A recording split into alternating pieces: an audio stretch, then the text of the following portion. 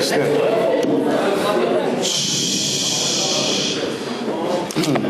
Rabotai, I'd like to thank everyone for coming today on a Sunday. Not an easy thing to do. And I'd like to thank all of you for coming today and making today possible. On that note, before I begin, would like to remind and announce this, that today's learning should be Leilui Nishmat Rabbi Yitzchak ben Shoshana, Rabbi Gavriel ben Brucha, and Tamara bat Brucha. Should be Leilui Nishmat. Okay. Last week we started the Torah. We started Sefer Bamidbar, and the Torah does something that it usually does not do. It started to give us the setting, the theme, the date, the time of this occurrence. Now, the Torah isn't a literature book. It's not a textbook that we use in school, the readers that I have my boys read. And we're surely not studying settings. Why then did the Torah say the following words? Vaydaber Hashem Moshe, and Hashem spoke to Moshe, Bemidbar Sinai, in the Midbar Sinai, Be'ol Moed, in the Ol Moed, Be'echad, on the first day, Lachodesh Hasheni, to the second month, Bashana Hashenit, on the second year, let's say Tam Me'eretz Mitzrayim Lemor, when they came out of Egypt. This is a very peculiar pasuk, and everyone here attacks the pasuk. This is telling us the setting. It was in the desert, and it was in the Ol Moed. There's a commentary, the Kli Yakar, and he tells us, take a look, the last Sefer, Vayikra. We receive the Torah, and Hashem tells us, build for me a Mishkan. Tells us, build for me the Mishkan, and we built for him the Mishkan, and Hashem talks to Moshe from the Mishkan, but it uses the word me Ol Moed, from the Ol Moed. And over there Rashi tells us, Moshe Rabbeinu didn't walk in. There was a cloud blocking it. Kadosh Baruch Hu spoke from inside. Kadosh Baruch Hu is inside, and he's talking to Moshe Rabbeinu, who's standing outside. So the Torah writes, Me Ol Moed. But comes this parsha, the Kli Yakar tells us, and he says, it says Be, with a bet. Be Ol Moed. And this denotes that Moshe Rabbeinu was allowed to enter. That's why it's the second month, it's right after, they waited, and then he entered. What is this? What is the significance of him entering? The Kli Yakar tells us, you should know, Kadosh Baruch Hu doesn't come plain just like that. God doesn't just walk in one person. No. Kadosh Baruch Hu comes down, and with him were 22,000 Malachei Hasharet. When the sky opened up and the Torah was given, Kadosh Baruch Hu came down on Har Sinai, wasn't alone. 22,000 Malachim came with him. We see, in order for HaKadosh Baruch Hu to come down, he needs to be milaveh, escorted with 22,000. Comes this parsha, Parshat Bamidbar, and HaKadosh Baruch Hu, and Moshe Rabbeinu starts counting. HaKadosh Baruch Hu doesn't count. What did he do there? He pointed out to us. He told us, the Levi'im, go and take the numbers of the Levi'im, and it comes out to exactly 22,000. And where are they supposed to be? They're supposed to be around the Mishkan. If you want the Kadosh Baruch Hu to come, and you want to give us the Beracha, and you want to be able to reach out and receive the Shefa, in order to do this, you have to make the setting that a Kadosh Baruch Hu is accustomed to. What's that setting? The Levi'im, the Misharet. They made sure that everything was in the proper place. They made sure that if they had to travel, everything, the Kohanim covered it, they were taking it, no one had any types of other thoughts, they were doing the exact job as they were told. Shavuot is coming. It's right around the corner, a week away from today. Did we create the setting? Did we pave? Did we put that setting that HaKadosh Baruch Hu is going to come down to? Did we do it? Sefirat HaOmer. Did we do the things that we were told to do? Did we learn the Torah? That's what we have today. We can't do what the Leviim did, but we can surely learn it. Did we learn the Torah? Did we create that setting? And we here at Shem Tov Youth are proud. We're proud to present today another event. Exactly what the topic, and Torah and relationship. HaKadosh Baruch Hu is a relationship to us. And if you go further into Kli Yakar, I'm not going to get into detail. This I did in my class Friday. It took me 1 hour to go through it. I'm not going to sit today and take your time. Because we are more than proud. We are excited and privileged to have an organization who we are affiliated with, CHAZAQ. Single-handedly, they took our brothers in Queens and did whatever they did there, and made Bet Gavriel and other organizations there have shiurim, chavutot, and they help us out here and lend us a hand. And they were affiliated with us now, and we're so proud to present the director of this wonderful organization that has 300, 400, 500, 600, 800 people. We just had Rabbi David Orlovsky come, someone that I know, one of the top speakers, and it was beautiful. It was beautiful, and we're here proud to present Rabbi Ilan Meirov. Round of applause.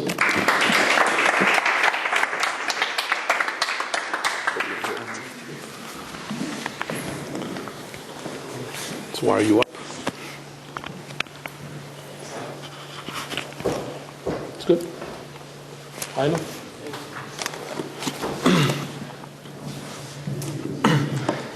Good evening, Morai Rabotai. I'd like to start obviously by thanking Rabbi Gavriel for once again inviting me here. It really is an honor of mine. B'ezras Hashem should give him and his father, the Marad Atra, the Koach to continue strengthening this community for many years to come. Amen v'amen. Secondly, you will notice in the back, CHAZAQ has shidduch forms for all the singles. We really encourage all of you to sign up. If you're married, please do not sign up, even if you're not happy with your marriage. This is for singles only. I want you to know, Baruch Hashem, our Shadchanim have had, I think a few matches already. We had one last week, a wedding last week on Monday night. The couple is happily married for 5 days now.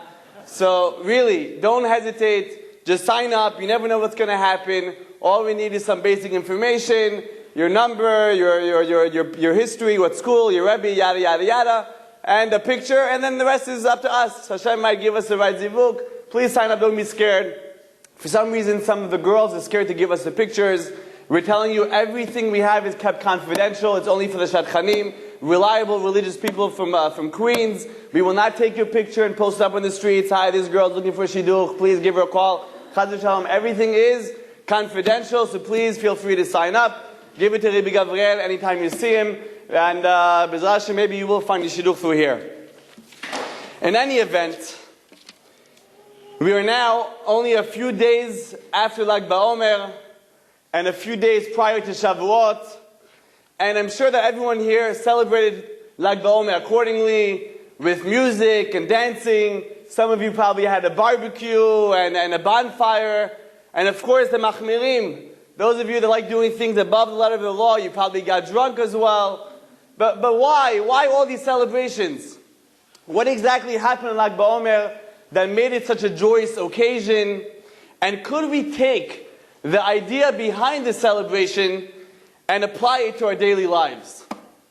So of course, we are all aware that Rabbi Akiva had 24,000 students that died between Pesach and Shavuot. 24,000. We're seeing that number as if it's nothing. 24,000 students that died between that time period. And when did they stop dying? They stopped dying on Lag BaOmer. So therefore, prior to Lag BaOmer, no haircuts, no music, no weddings. And then from Lag BaOmer on, or Lag BaOmer, everyone is already free to do whatever they have to do. But there is one major question that we must answer. Major question. You see, Rabbi Akiva had 24,000 students that died. The thing is, he only had 24,000 students. So they happened to stop dying on Lag BaOmer. But it's not like there were any more students to die. They were all gone. That's it. Khalas. If he would have had 50,000 students and 24,000 died, and he stopped dying on Lag BaOmer, we could celebrate if the 26,000 remained alive. Right? But he had 24,000, and all 24,000 died. Imagine someone Joe Schmo has 10 children. Every week, for 10 weeks, a child dies. Do you imagine after the 10th week, let's throw a party, his children stop dying. Yeah, he has no more children left, Rahman al-Islam. So what's going on over here? We're just throwing a party for no reason. 24,000 died, that's all that he had. Very basic question, and it's a question that many of us did not think about, but this is an answer which has really important implications. Says the Pri Chadash, in Siman Taf Tzadik Gimel, he says, yeah, it's true. It's true Rabbi Akiva had 24,000 students and they all died. But on Lag BaOmer, he found himself 5 new students. And they didn't die. Morai v'Rabotai, between me and you. Imagine if there's a school with 24,000 students and all of them leave. They rebel, they get expelled, they all leave the yeshiva, the school. And then the day that the last student leaves, 5 guys come in to apply. You think the yeshiva doesn't make a whole party? 5 new students, gewaldig, let's throw a dinner, let's have a whole celebration. You just lost 24,000 students, so you got 5 new students, we'll make a whole party out of this. What exactly is going on over here? So to answer this question, we would have to go back to the story of Yosef HaTzadik. As we all know, Yosef HaTzadik was nearly killed by his own brothers. Nearly killed by his own brothers. He was sold as a slave on numerous different occasions, and he was eventually put in prison on false charges. 17-year-old boy, going through all that, bar minan. Right? Nevertheless, over a decade later, Yosef comes out of prison 100% in control, physically, emotionally, as if nothing happened to him. As if he was in a 5-star hotel for the past 12 years. Think about it. In Egypt, right? We're talking about Egypt a few thousand years ago. Today there's still a third world country. Can you imagine what conditions he was in? Nevertheless, Yosef HaTzadik comes out. Nothing happened to him. There he is, becomes Mishel HaMelech, the second to the king, and he takes over the whole country. How in the world did Yosef HaTzadik do this? So the answer to this is a foundation for success in life regardless of your situation. Listen very carefully. There's a famous ma'amar, a famous saying. Adam nimtza b'makom shemechshevotav nimtzaot. A person is where his thoughts are. You are where your thoughts are. As an example, let's take a Holocaust survivor. Imagine you have a Holocaust survivor that goes to the wedding of his grandson. They're sitting at the chuppah, and the chatan says, Harei ad mikudeh sheli, gives her the ring. They have the Sheva Berachot, right? He breaks the cup, a moment of silence to the Beit HaMikdash. Everyone starts singing, Od Yishama B'Harei Yehuda. And all the while, that grandfather who was the survivor was thinking about his times in the concentration camps. How his parents suffered, how some of his friends were killed, how some of his relatives were killed. I ask you a very basic question. Where is this Holocaust survivor? Is he at his grandson's wedding? Or is he back in Nazi Germany? Okay, of course, literally, physically, he's at the wedding. But being that his thoughts are there, he's also there. Why? Adam nimtza, a person is where his thoughts are. I'll give you another example. Imagine if a husband and wife go out for supper at night. Once in a while you go to a restaurant, so you're sitting there. Now she's talking about what she cooked, why she doesn't like his mother, what fight she's had, and what her friends said, and how she had a hard time cleaning up the house. Right? Now the guy many times loses focus. He starts thinking about other things, about business, about this, about that. And then the wife asks him a question that every guy dreads. She catches him on the spot. What are you thinking about? Oh, so now he obviously doesn't know what she's talking about. He's like, what are you thinking? Now if he said, no, nothing, she'll be like, well, why are you hiding information? I thought we have to be open with each other, right? What are you thinking about? I get this almost every day. What are you thinking about? It's a very difficult question. They catch you sometimes. So what do you answer? Again, this might not work for everyone, but one thing you could answer is, I was just thinking about how lucky I am I married you. You know, I'm so happy to be. Then that kind of gets her thrown off and she forgets about it. Right? But the real question is why? Why do they always ask, what are you thinking about? What are you thinking about? What are you thinking about? You know why? Okay, it's not enough for you to stand beat her physically at the restaurant with her. Right? They need your mind to be with them. If you're there and you're thinking about other things, then you're not really there. Why? Adam nimtza b'makom shemachshavotав nimtzaot. You are where your thoughts are. So lemaaseh, yeah, he's at the restaurant, but your thoughts are elsewhere, so it's not counted. You didn't spend the evening with her. Morai v'rabotai, back to Yosef HaTzadik. Listen carefully. Yosef HaTzadik was in prison, right? For over a decade. Achman al-Tzan. However, he had bitachon b'Hashem. He put his trust in God. Maybe tomorrow I'll come out. Maybe the next day I'll come out. He never allowed himself to lose control of his mind. If chas v'shalom he would have lost control of his mind, we would not have the Yosef HaTzadik we knew of. Yosef HaTzadik was in control. If God forbid he wouldn't, chalas, no Yosef HaTzadik. He would have been depressed. He would have came out of prison a torn guy, destroyed, depressed, just like most other people would have. But Yosef, bitachon b'Hashem. Adam nimtza b'makom shemachshavotав nimtzaot. In fact, if you look at Yosef HaTzadik, he was so positive. Listen to this. He was so positive, it was a shocker for him to see someone else not happy. When the baker and the butler were put in prison, I'm not sure if all of you guys know the story, but when the baker and the butler were put in prison, right, they one day had a dream, and they looked depressed, they were very sad. So what did Yosef say to them? He said, Madua penechem ra'im hayom? Why are you so sad today? Why are you depressed? Smile, be happy. Look, we're in perfect conditions there in the prison in Egypt. Right? Yosef, what's wrong with you? I mean, these guys are away from their family. They're in prison. Why should they be happy? Why shouldn't they be down? But you know what? Yosef HaTzadik was so positive. He had such a positive energy, it went out to the people around him. Everyone around him was also happy. So when Yosef HaTzadik saw those guys sad and depressed, Madua penechem ra'im hayom? Why are you sad? To him it was a chidush. What do you mean you're sad? How could you be sad? You got to always be happy, bitachon b'Hashem.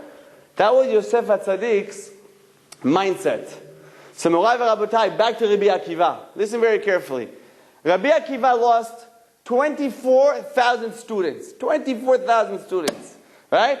Now the average person that will lose, Rahman al-San, even one student, 10, 100, 200, 24,000, you would quit. No more such thing as you being a rabbi or a teacher. Chalas, leave me alone, I want to have my own life. Forget about it. Right? But Rabbi Akiva said to himself, 1 second, I have a mission in this world. I can't just forget about it, stop teaching Torah. That day that he buried his last student, he started all over again. And what did he do? 5 new students. 24,000 dead. He just kept going. 5 new students. And who were these 5 new students? Who was one of them? Rabbi Shimon Bar Yochai. Rabbi Shimon Bar Yochai was one of them. And who was Rabbi Shimon Bar Yochai? So Rabbi Shimon Bar Yochai was considered Rome's most wanted criminal. Why? Because he spoke out against the government and he criticized the government, so they wanted him dead. So what did Rabbi Shimon Bar Yochai do? Rabbi Shimon Bar Yochai, he went to a cave. He hid there for over a decade. Same story, in a cave for over a decade. He should have been depressed, should have been down. His life should have been over. Even though they couldn't catch him, he should have been kaput, over, khalas. But what? Rabbi Shimon Bar Yochai, positive thoughts, right? Spent his time studying Torah with his son over there. Yeah, they had some chaluvim, nothing to eat, water to drink, that's it, for over a decade, 13 years. But he came out what? He was the author of the Zohar Kadosh. So Morai v'Rabotai, listen very carefully. Lag BaOmer, you know what it is? It's a story of bitachon b'Hashem, our trust in God. Never, ever lose control of your mind. Regardless of what situation you're in, anything, whether it's financial, family, this, that, doesn't matter, Rahman al-San. A person should always have control, never let yourself spiral to the point of depression. Right? Never say, Hashem doesn't like me, maybe he doesn't exist. Chas v'shalom. The story of Lag BaOmer is telling us, keep going, you're still in this world, Hashem is giving you the chance.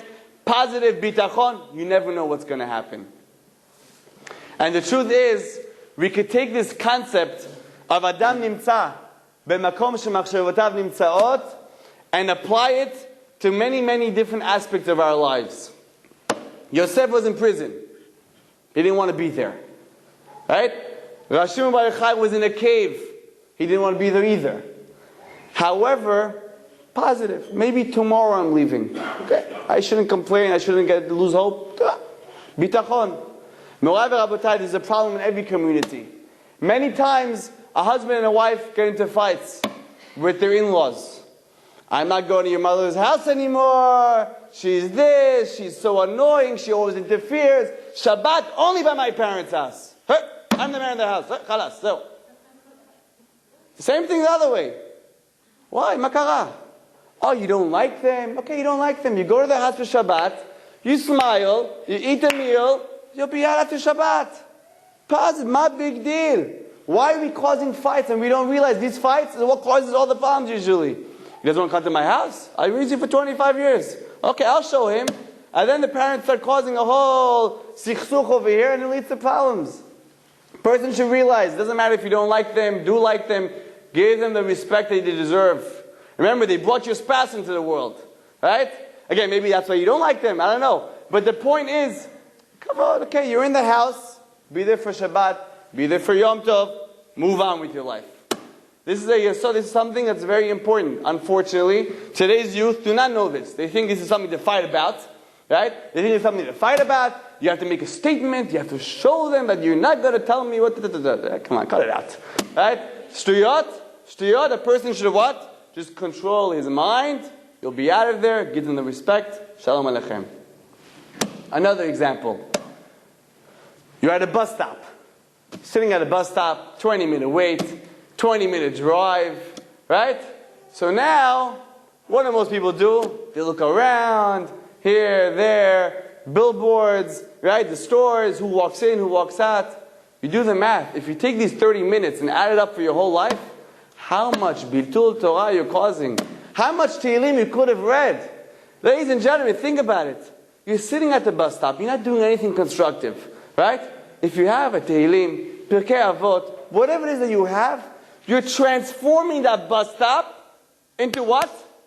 Into a mini Bet Midrash.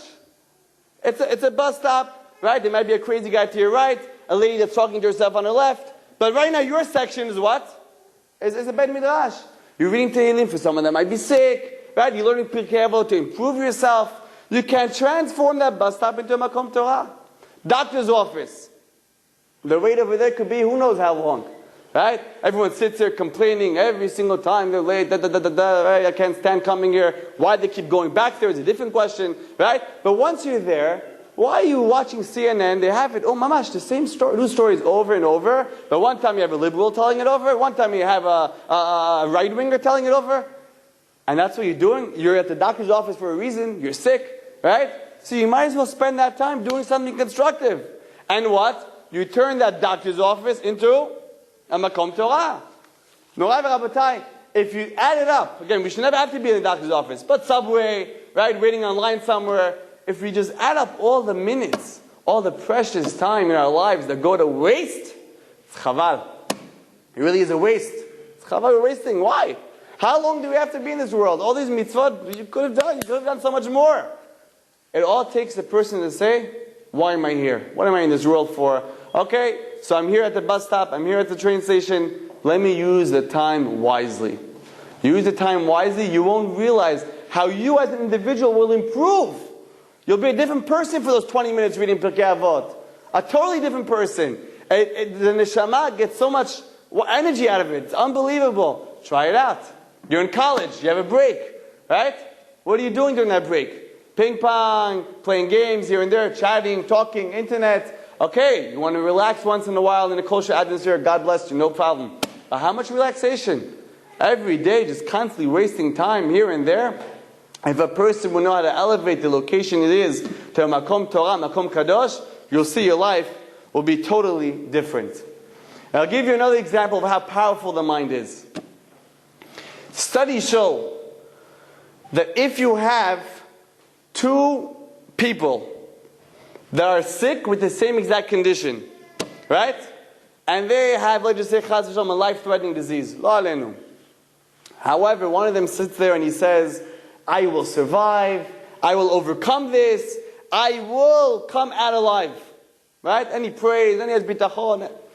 And the other guy says, me? I have no chance. It's over, I'll die, I'm kaput. And he's there, he starts getting worried, he gets scared, he doesn't sleep, he doesn't this, right? He doesn't pray anymore. The studies show that the person with a positive outlook, they have the same exact condition. Okay, let's just say they weigh the same thing, they were born on the same day, same exact condition. The one with the positive outlook has a much greater chance of surviving. Why? Because your thought affects your whole body. Much greater chance of surviving. You hear? It's like placebo effect. You ever heard of that? Right? They give two people medication. One of them is the real thing, one of them is nothing. Right? And we see over here that what? Baruch Hashem, they both come out basically equally healthy. Why? Because this guy also thought he had the real deal. Right? So the koach of the mind, unbelievable. The thoughts you have could lead to the conclusion. So if you think it's over, you might be leading yourself to have it over, Chaz Shalom. If you think I have a chance, you just made your chances much greater. It's an unbelievable thing that we should keep in mind for the rest of our lives, in any condition. Another example. I always tell this to people before they go on a date. This is something that unfortunately we all fail at, but that's why we have many people that unfortunately are single for longer than they used to be. Before you go on a date, what a person should do is think for a few minutes, I might be meeting my future spouse today. Right? Both a guy and a girl. Before you meet each other, you're supposed to meet at 8 o'clock. Right? 7:50, the guy finds parking, sit there for 5-10 minutes, say, I might be seeing the one. I might be seeing her. She's probably nervous, she's not thinking about that. But maybe for a second, think, I might be seeing the one. Right? And then, the first time you go into the car with him or her, say, I might be sitting with my future spouse. But what's the problem? What's today's problem? Today, the problem is the second you meet the guy or the girl, we already have judgment. That's not what I always imagined. Right? He's not as tall as I want him to be. She doesn't have the smile I hoped she would have. And the next thing you know, your mind is already saying no before you ever met her. Before you got to talk to her, before you got to talk to him. Right? And already this date is already going, it's already not having too much of a chance. Right? A person shouldn't make such decisions right away. You're just leading yourself to disasters. You never know how many times, maybe they don't have the look you wanted the first time. But the love at first sight doesn't really exist. Right? Maybe it's ta'ava at first sight. Yeah, pleasure at first sight, but not love at first sight. Right? That doesn't exist. So I'm telling you a true story. I was visiting someone in the hospital. She just had surgery. Right? I went to visit her. And by the windowsill of where she was in the recovery room, there were two magazines. Two magazines. The first magazine showed a Hollywood couple, Yishtabach Shemo La'at, smiling, happy, mamash. Anyone that would see them say, Alavai, God, that's all I'm asking for in life. Right? And it says, A and B in love. Okay? Baruch Hashem. The second issue, apparently they're a month apart, shows the same picture of the same Hollywood couple, right? But this time there's like a lightning bolt separating the two. And this time it says A and B split up. Morai v'Rabotai, listen very carefully. If you think that the first issue was true, you should know it's sheker v'chazav. Okay, they never were in love. It's like they say in Hebrew, En lahem ahava, yesh lahem ta'ava. En lahem ahava means they don't have love for each other. Yesh lahem ta'ava, they have lust for each other. Right? She's rich, she's beautiful, he's rich, he's beautiful. All that shtuyot. Oh, let's get married. What a perfect Hollywood couple. And everyone's like daydreaming. If only I could be like that. If I could lose another 60 pounds. If I could have a big house. We're corrupting our minds. It's all shtuyot. If you look at the shidduch forms that we have over there, it says, please attach a recent picture of yourself. It doesn't say, please attach a picture of what you want your wife to look at. Like, people are always, people come to me, make sure she's like this. I'm like, don't worry about it, right? Go out with her. I don't know what your tastes are. You never know. If you talk to her, if you talk to him, and you start seeing the inside of the person, you might actually get married to her. You might actually get married. Otherwise, you keep pushing it off. And then when you're up to date number 32, number 16 was okay, 22 was fine, 29, I'll take her. You know what? But she doesn't want me back. Lama all these cheshbonot. A person should not put an end to a date unless there is a hechrech to put an end to the date. Don't do it unless it's absolutely necessary. Because otherwise it only leads to regret. It only leads you to push off your possible marriage. Keep that in mind. Next time you're going out, have in mind, I might be meeting my future spouse. And you'll see that you'll have much more people getting married at a sooner rate. This is mamash, it's a fact. Nothing to talk about. However, if we pollute our minds and we get the wrong mindset, then you know what? That's why we have all these problems, Achman Hassan. So it's very important. Have the right mindset, have the Jewish mindset. Don't let other things creep into your system. Now, Morai v'Rabotai, what if you're married? Someone that's married, also obviously problems, right? That's the biggest problem. A person has to keep in mind, every single marriage has its ups and downs, right? Zayadua. However, a person should never think to himself or herself, maybe I married the wrong one, we should get divorced, I didn't like what he did to me, he's such a this. No. Having such negative mindsets only leads to disasters in a marriage. Again, you cannot say the word divorce to your husband or your wife. That's the vadaut. You can't say that. But to think that is also a problem. Because once you start allowing that enter your mind, you might say it, and then you guys, even though it's not necessary, you might say, oh, you really want one? I'll give it to you. You think I'm scared of you? Why? Because everyone wants to show they're tougher, they're smarter, right? And what comes out is, they're both losers. They both lose out, right? Learn how to discuss, learn how to talk. Don't fight over these things. Stay positive. Expect to have arguments. Don't think that because you have a machloket, then lo bishvilenu. Chaz v'shalom. That's the wrong mindset. A person should go into marriage realizing, being prepared how to deal with confrontations. To control oneself, right? To respect each other, to let the other one talk, don't shout over each other. This is something that we must keep in mind even before you're married. Keep in mind and prepare yourself for this, that you won't have surprises and think, maybe it wasn't meant to be. Oh, of course, why not? Right? Do not let these things creep into your system. Let's take this a step further. We know this concept. Everything we see or hear is embedded in our memory.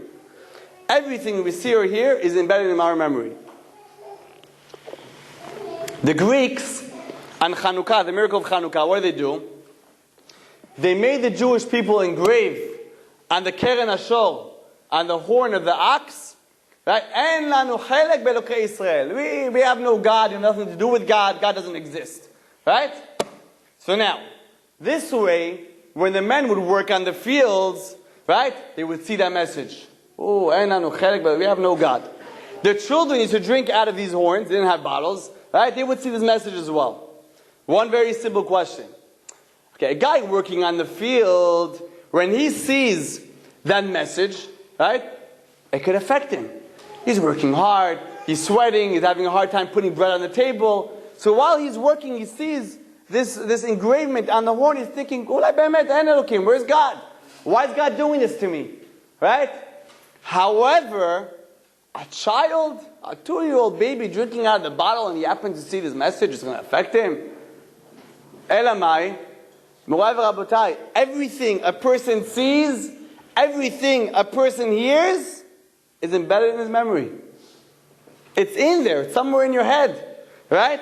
Thus, every person has to keep in mind, keep your children away from the television, from non-Jewish music. Hey, what big deal? He doesn't understand. Yeah, it is a big deal. The Shema understands. It's there. It's in the system. Why are you starting him off on such a slow foot? Right? Get him started on the right track. It's enough that you're doing these things, right? Which you shouldn't. But imagine that you are. So you have to keep your children in that environment. Why give them the slow start? Everything the child hears or sees, it's in the system. It's like it says in Pirkei Avot, Rabbi Yoshua ben Chananya, Ashrei Yoladeto. Praiseworthy is the one that gave birth to him. Why? Because his mother used to take him as a baby, and she left him in the bed midrash, near the bed midrash, near the shul. So you always hear people learning, people praying, and he was one of the great Jewish leaders. What do you mean he's a baby? What does he know what's going on? Yeah, when you leave your child next to rap music, or you leave him next to a bed midrash, it has a great effect on the neshama. We have to keep that in mind. Keep children away from these negative environments. Very important point. Another thing, you see sometimes a father or mother telling a child, Tupo, you failure, how'd you fail the test? Look at your older brothers, they always passed, they were so much smarter than you, right? They give him a whole rant about how stupid he is. And then the kid, every time he does something wrong, he's like, what, Bemet, I'm stupid, right? I'm really stupid, right? So this kid has no confidence, right? And now, how is he going to survive in life? Because think about it, who is the kid's biggest role model? Father and mother, right? So the father, it's enough that the friends in school say he's stupid. Now the father and mother also say it. All it does is it destroys his confidence. Halas. Now this kid is constantly before a test. He gets nervous. He can't sleep at night. Why? Because the father called him a failure. Right? And then he keeps seeing his older brothers. He comes to them, Dad, I got an A. Come, I'm proud of you. Right? The poor kid. What are you doing to him? You want this kid to succeed? Give him encouragement. Oh Hashem, you got a 60? Okay, next time maybe try to get 65. Right? To jump from a 60 to a 90 is not possible. Right? Give the child encouragement, and you'll see the child will improve. If you keep putting him down, then you know what? Maybe Be'emet, you will lead him to become a failure in life, Chaz v'shalom. Very important thing. Parents must realize they are the biggest role models that their children have. Biggest. More than, and if you're not going to be the role model, they'll find someone else. Right? So you have to conduct yourself in the proper fashion. Speak to them in the proper fashion. Give them the confidence they need. Otherwise, it will only go down, Chaz v'shalom. Now, something called TV time versus Torah time. Being that the parents are the biggest role models that the children have, right? The kids look at what you do, right? And that has a great impact on them. So if you see the father is at home, there he is, he's watching television, and when the kid wants to talk to him, hey, can't you see the boxing match? Right? And now what does the kid see? Oh, boxing, that's important, football's important, right? This I learned Chumash in yeshiva, okay, that's for yeshiva, right? But once we're home, put that aside, now it's new life, right?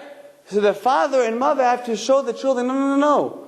What you do in yeshiva is also for the home, right? The mother said, read Tehillim at home, the daughter sees it, like, wow, my mom reads Tehillim, wow, my father learns Torah. Right? If the father doesn't, and he tells his son, why don't you know the parasha, and he himself doesn't know the parasha, what do you expect? He's seeing a contradiction right before his eyes. Right? So it's obviously very important for the parents to be true role models, not fake. Right? Again, if you want to, let's just say the father doesn't know how to learn. Misken, he doesn't know how to learn. Right? He couldn't find the English art school, or the Russian, or the Spanish, whatever it is that he needs, so he doesn't know how to learn yet. So at least you could fake it. Open up Kacha at home, open up a Chumash. Your 5-year-old comes by. Abba, what are you doing? Oh, I'm learning Chumash.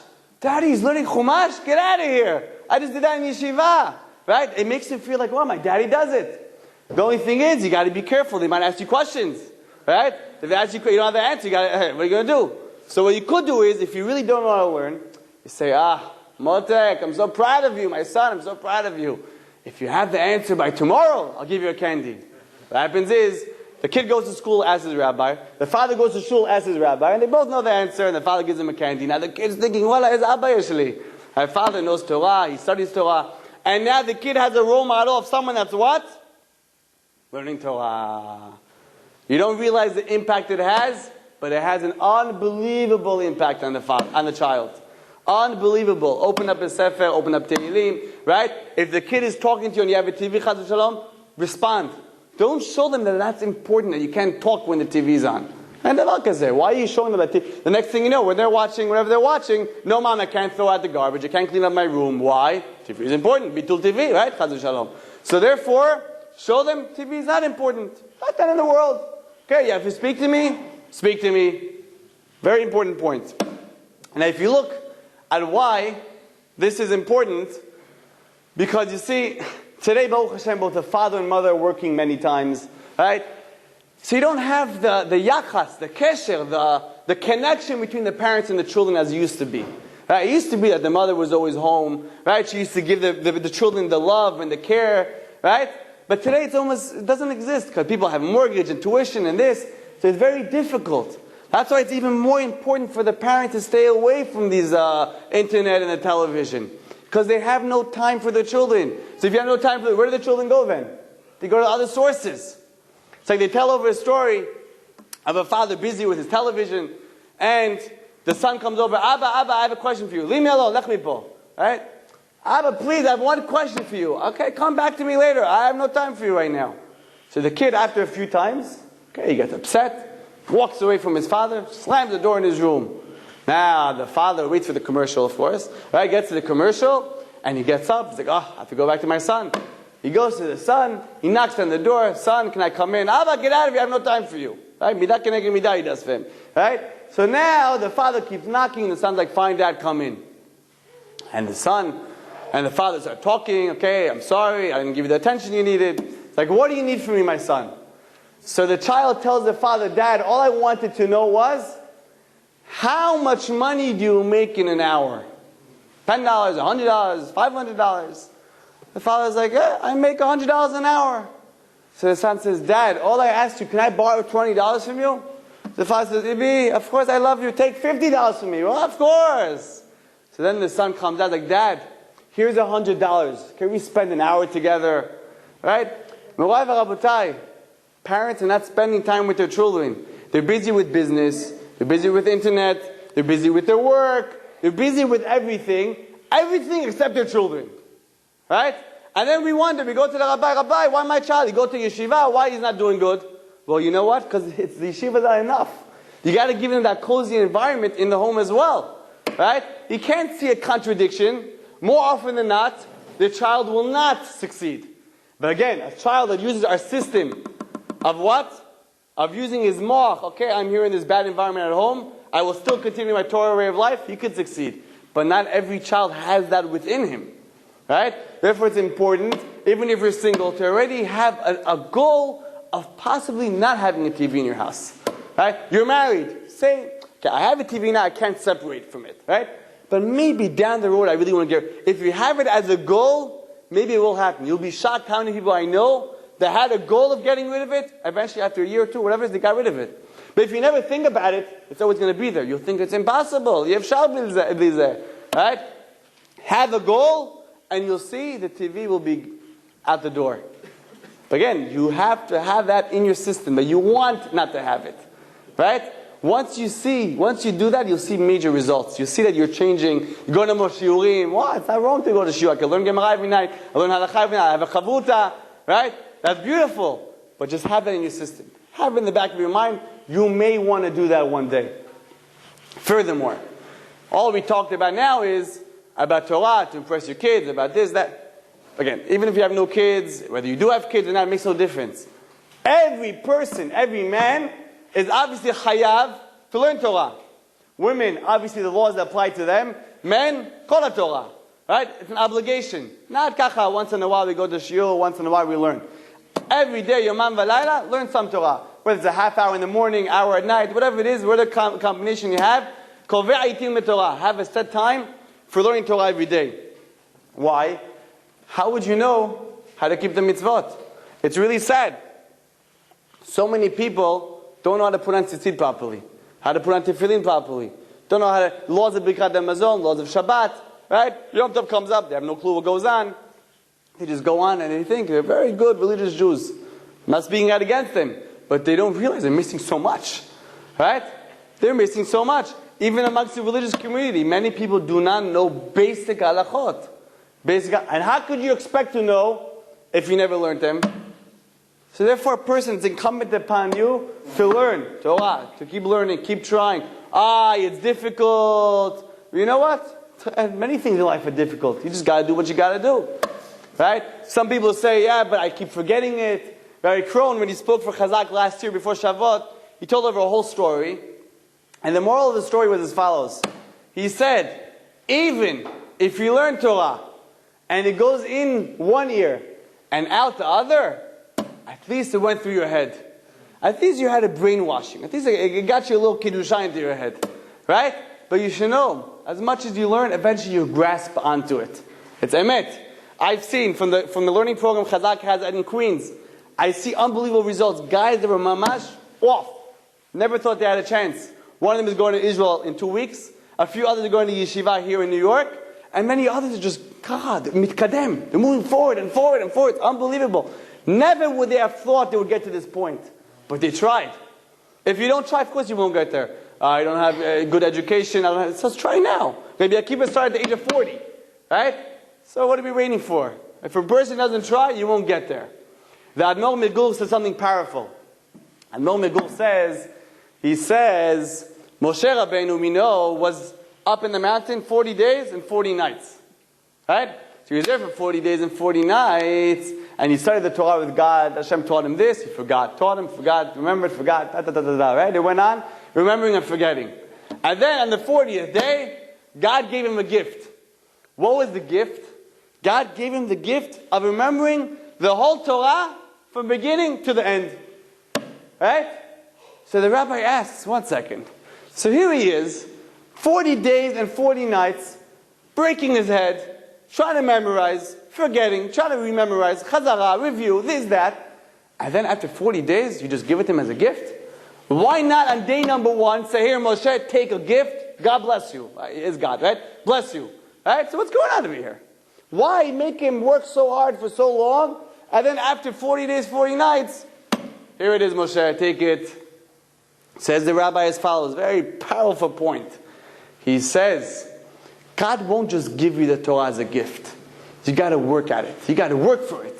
Right? So Moshe did his job, 40 days and 40 nights, non-stop. He kept working and working and trying and trying. God saw the effort, take it. It's for you, it's a gift. Same thing with you. Oh, I never learned, I never this, not for me. If you put the effort, you could say you're not grasping, but keep putting the effort. Someone says, I tried, I got it. Believe him, because you have to try. If he said, I didn't try and I got it, don't believe him. You can't grasp Torah without trying. So you keep trying, and you keep trying, you keep going to shiurim, you keep learning. Right? Before you know it, you start grasping. And you're starting to understand better. The Gemara is understandable. The Shulchan Aruch is understandable. And you see, it's not impossible.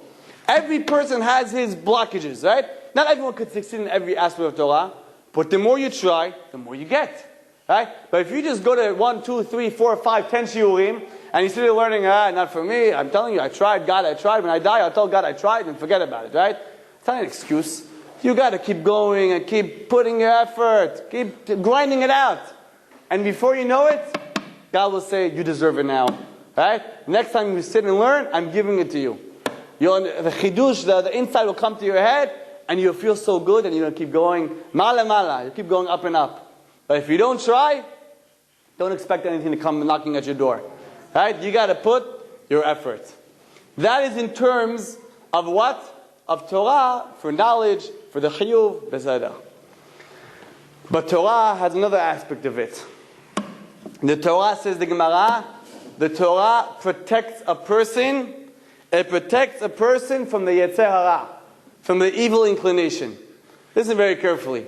Today, it's very difficult to walk in the streets without seeing immorality. It's very difficult to be around a chevra without hearing the wrong things, without seeing the wrong things. Everywhere we go, it's almost impossible. Right? So what is it that protects you? Says the Gemara, Barati yetzer hara ubarati lo Torah tavlin. God says, I created the evil inclination. And I created the Torah as the cure, as the antidote. You hear? So God created the evil inclination. God says, I gave you the cure. You want a cure? I gave it to you. And the Gemara gives us an example. The example is, a father comes over to a son, and let's just say he calls him a wound in the arm. Right? He has a terrible wound. And the father takes his son and he says, listen, son, if you apply this and this medication, and you put this in this patch, then you have nothing to worry about. You can take a hot shower, take a cold shower, eat whatever you want, you won't be affected. Go in the warm weather, in the cold weather, it won't bother your patch, or your wound, excuse me. However, if you don't apply the medication and you don't put the patch, I'm warning you, you can't eat this, you can't eat that, you got to be careful from this kind of weather, you can't take a cold shower, you got to be careful from that. But the Father says, I'm telling you right now, you want the cure? This is the cure, this medication. Now obviously, if the child, right, does not put the medication, he complains, Abba, it hurts, I just ate this. Like, of course it's going to hurt, of course it's going to hurt. You didn't listen to what I told you. I told you, you have this wound, you got to put this in this medication, or else it's going to hurt. Right? So too, says the Gemara, God created the Yetzer Hara. God created your desires to do the wrong thing. God created your desires to go here, to see this, to say that. Right? It's within you, the Yetzer Hara. Right?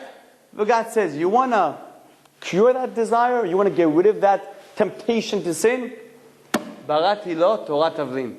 I created the Torah as your cure. If you're not going to go to shiurim and you're not going to learn Torah, don't expect to be able to live 100% as a full-fledged Jew. It's not possible. You're not putting the medication on. A person that wants to succeed, Torah tavlin. The Torah is your cure. You're going to come and ask for 1 second. I know many religious people, they learn Torah, doesn't help. I see him going there. I saw him saying this. Right, the way he treated the guy was disrespectful. I don't see Torah tavlin. I don't see the Torah being his cure. The guy is not... So what are you going to answer such a person? Listen to what the Ben Ish Chai says. Says the Ben Ish Chai, he says the Torah will be a cure only, ach verak, only if you will put your heart into it. You put your mind into it. And he gives a remez, he gives a hint to this. He says, it says, I created the Yetzer Hara and the Torah as the tavlin. The Torah as the cure. What is tavlin in Hebrew? Tavlin is a spice. Right? Why does the Gemara use the terminology, the Torah is a spice? Couldn't find a different word. Says the Ben Ish Chai, you take the word tavlin, you unscramble it. What does it spell out? Yiten lev. Put your heart into it. Barati Yetzer Hara, God says. I created the Yetzer Hara. Ubarati lo Torah tavlin. I created the Torah as a spice. What does it mean as a spice? If you put your heart into it, the Torah is the cure. Right? You could sit and learn Torah, right, without kavanah. And you sit and learn Torah with kavanah, it's two different Torah. It's two different effects on the person. Of course, all Torah, all learning is good. But it's two different effects. A person that puts it to heart, you go to shiur and then you walk outside. Don't just walk outside. Think. Let it delve in. What did you just say? Okay, now try. Think of ideas of how to combat the Yetzer Hara that you struggle with right now. Right? Don't just go back home and suddenly, the internet's there, the TV's there, the radio's there. So you're already going back to that enemy's territory and he's in control. Think of ways to what? To put a boundary around. Okay, we heard a good shiur. Right? I went to Minyan this morning. How do I continue the ball rolling? Barati Yetzer Hara, barati lo Torah tavlin. Just to show you how important kavanah is. Just to show you how important kavanah is, concentration. I'll show you one basic example regarding prayer. It says regarding prayer in the Chavot HaLevavot. A person that prays without concentration, it's like a body without a neshama, without a soul. What's a body without a soul? And klum, it's dead. Right? Doesn't exist. Right? It's not alive anymore. So now he says prayer without concentration, like a body without a soul. So look what he says. He gives the following example. So imagine you invite someone over to your house. There he is by your house, and you bring out beautiful, lavish fruits, and you peel the fruits, and the guy's already tempted, you can't wait to eat it. Apples and oranges and watermelon, banana, whatever it is. Right? And then as you're done peeling it, you're like, b'chavod. You give him the peels, and you eat the fruit itself. What an insult. Right? You invite someone to your house, you give him the peels. Yeah, it has nutrition, but come on. Right? Give him some of the fruit itself. Right? Says the Chavot HaLevavot, when a person prays, right? And he gives God his lips. You're talking. Right? You're praying with your mouth. Says the Chavot HaLevavot, such a person that has only lip service, but his mind is somewhere else, you're giving God the peels of the fruit, and you're keeping the fruit itself for yourself. Right? That's also an insult. Again, it's better than nothing, of course. But Morai Rabotai, it's incumbent upon us to what? To learn the pirush, the meaning of the prayers. Today we have sidurim in every language you could ask for. Right? Open it up. Every night take 10, 15 minutes. Try to understand what Birkat HaShachar is all about. What is Shemona Esrei all about. Next thing you know, every day you learn a little more. You have a little more insights, a little more information. But if you go on and say, I don't know Hebrew, okay, I'll just go on like this. It's good, but it's not where you should be. Why? Because when you do something with concentration, with intent, and do something without concentration, it's a totally different ballgame. So back to the aspect of Torah. We mentioned, Barati Yetzer Hara, Ubarati Lo Torah Tavlin. God created a Yetzer Hara and He gave us the Torah as a cure. Now, many times, we have this urge, we want to improve, right? We want to become better Jews, I want to become more modest, I want to keep Shabbat better, I want to learn a little more. The problem is that we always have critics. You fanatic, you brainwashed, you remember you used to be such a good little boy, why you don't come eat in our house? Big deal if it's not kosher food, right? So we start getting what? All these criticism from right field, from left field, from everywhere. How do we react to this? Or, I'll give you another example. You go on a date with a girl, right? Baruch Hashem, going well. You go with a guy, it's going well, right? And you're interested, but then, what are my friends going to think? Right? One friend comes over to you, come on, you could do better than that, right? What, you're with her? How could you go out with her? And what happens is, we're letting their little comment affect us. How do we dodge this criticism? So it's obvious, Morai Rabotai, you must do what is right. You must do what's right. Because otherwise, just everything you do in life is just going to go down the drain. You see, if you're going out with a guy or if you're going out with a girl, and you really feel like there's something to it, you could build a family together, right? Don't let the friend of yours come along and make you dump her. What you should do is dump the friend. If you're really my friend, you wouldn't have said that, right? So you're really my enemy. Same thing, if you want to go and improve in Torah, you want to keep doing more mitzvot, you want to become more religious, come on, what happened to you? Let's go here, let's go there. You have to detach yourself from there. Why? You got to choose what is emet. What's emet is emet. That's it. Because everything you do in life, you will have criticism. A person has to what? Use his mind, right? Use your mind to do what's right. Don't let your emotions kick in. Once you let your emotions kick in and let your friends make fun of you because you want to improve, then you know what? Your emotions will overtake what's right and wrong. That's why, Morai Rabotai, very important to do what's right. And I'll end off with a very, very powerful mashal. Today, when a couple gets married, you have the chuppah, you have the sheva brachot, but also you have to have the stretch limo, we must take pictures for a few hours. Otherwise, chatz v'shalom, maybe it's not a complete marriage. The kiddushin is not going to be, safek kiddushin, right? We have to waste our time with a few hours of pictures and everything else. Okay, on the most important day of our life, we have to do these things. Bechavod, b'seder. So now, back in Yemen, they didn't have limousines. They had donkeys, right? The chatan and kala would go around the street with the donkeys. I think they still have that, no? They get cars yet? Any event. So back in Yemen, they had donkeys. So now, one time, the chatan and kala are strolling around town. You hear they're strolling around town.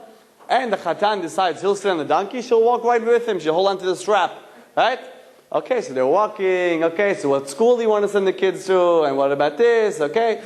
And then suddenly they overhear a group of guys saying, why? What a miskena, what a poor girl. It's so hot outside. And this guy, he's sitting on a donkey and she's walking. What kind of guy is he? What kind of man is he? So now this guy hears it. He's like, okay, there's a good point he's making here. Right? He quickly gets off the donkey, says to her, come on the donkey. Right? So she sits on the donkey. Now they're walking again. They're all happy. They're talking. Suddenly they overhear someone saying, why? What a misken, what a poor guy. They're not even married yet, and she's already telling him what to do. He gets off the donkey, she's on the donkey. So now the guy hears this again. Why? I look like a loser, right? So he says, quickly, Jonah, get off. Let's both of us walk together.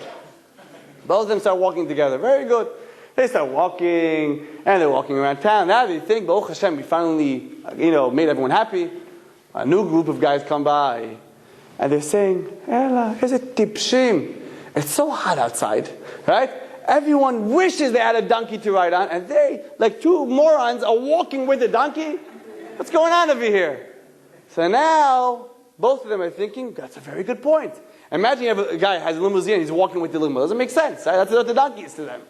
So now they decided, we have, mamash, the final conclusion. What we're going to do is, we're both going to sit on the donkey. He sits in the front, she sits in the back. Now, Baruch Hashem, no one could possibly criticize them, right? So now they're walking around town, and they're getting very close to the wedding hall. And now, they hear a few people saying, why? The poor donkey. How could two people sit on the donkey in such hot weather? Right?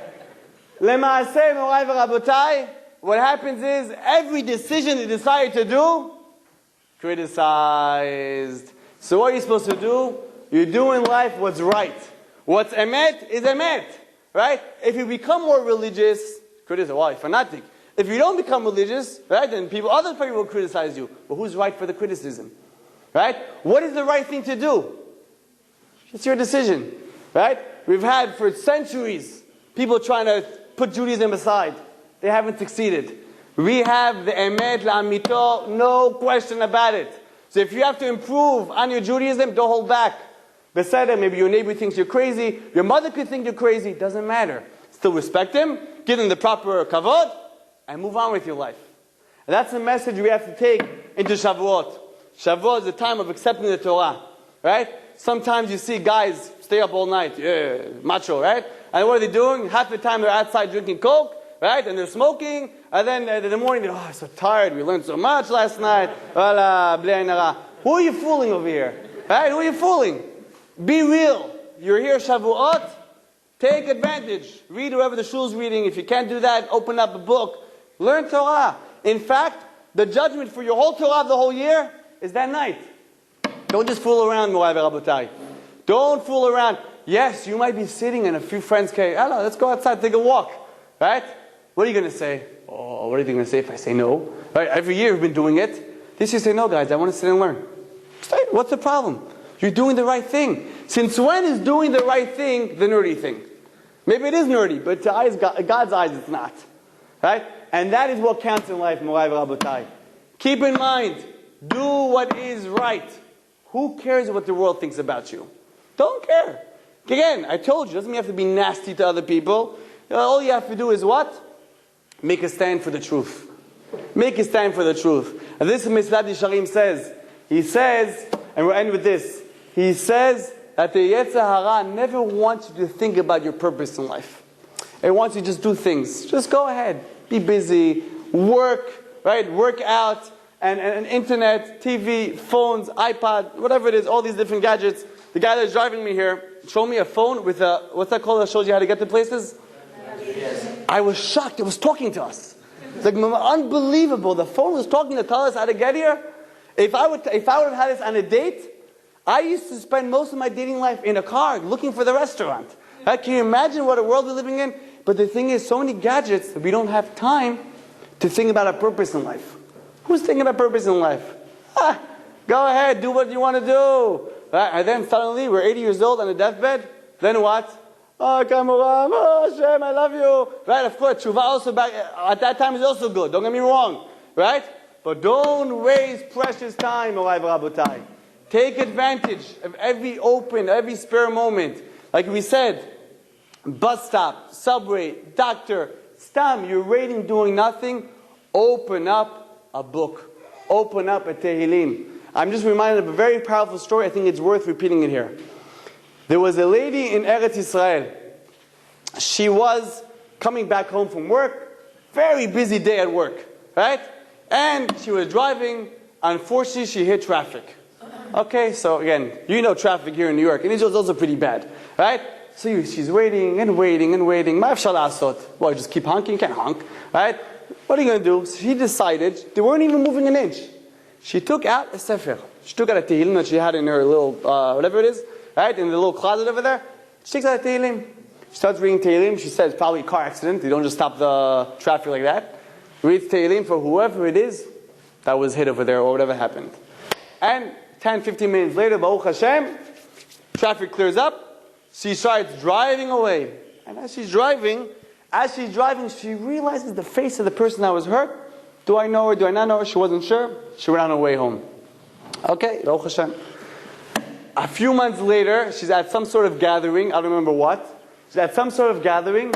She meets all these old friends she's known. How are you? What's going on? How many kids? Okay, etc. And then one lady comes over to her and says, hi, how are you? And now she's thinking, is she the one that I saw at the... She doesn't remember, she doesn't say a thing. And she's like, you won't believe what happened to me. And she's like, no, I know. She's like, oh, how do you know? I saw. She's like, no, you won't believe what happened to me. She takes her to the side, they sit down. And she tells her, listen, I got into a car accident, she says. Right? I was dead. My neshama, my soul was starting to go up. Right? As it's going up, out of nowhere, some letters started flying towards me and started dragging my soul back down. She says, again, remember, we discussed this the last time I was here. Neshama is what sees. Your soul is what sees. We won't get into that again. Right? So she says she saw the letters come from a certain car. It was your car. Now you can imagine this lady is already devil, right? She couldn't even talk anymore. Right? Everything came from your car. And think about it. The lady right now is shaking. It's like, it's thanks to you that I'm still alive. I still have my family and children. Me'orai v'rabotai, this is a story that happens 1 in a billion. Right? God sent a story here of a lady that says, I knew, the lady that was hit had no way of knowing that she drove by there. Right? So she says, it was thanks to you. So we don't realize, if you're sitting in the doctor's office, right? And you're saying Tehillim, for anyone that might be sick, or for Joe Schmo from your shul, right? Or for this and this kid from who knows where, right? Then you know what? Those letters of Tehillim might be saving his life. You won't know it till you go up to Shamayim. You go up to Shamayim, wow, Reuven, beautiful job.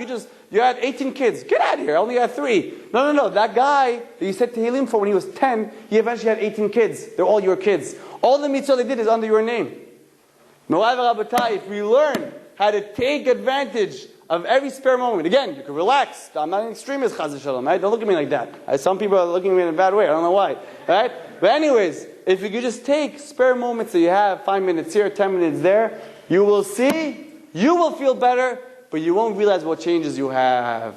So I'd like to end off with the beracha, again, to Rabbi Gavriel.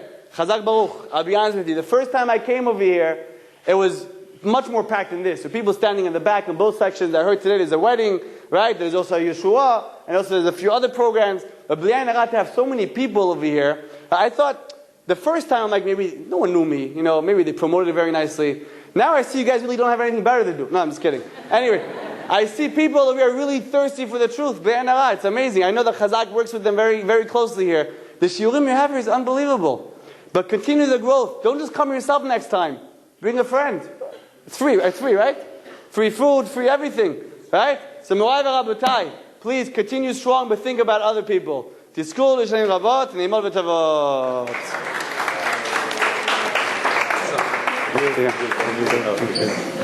So when you come back, thank you very much. Thank you very much.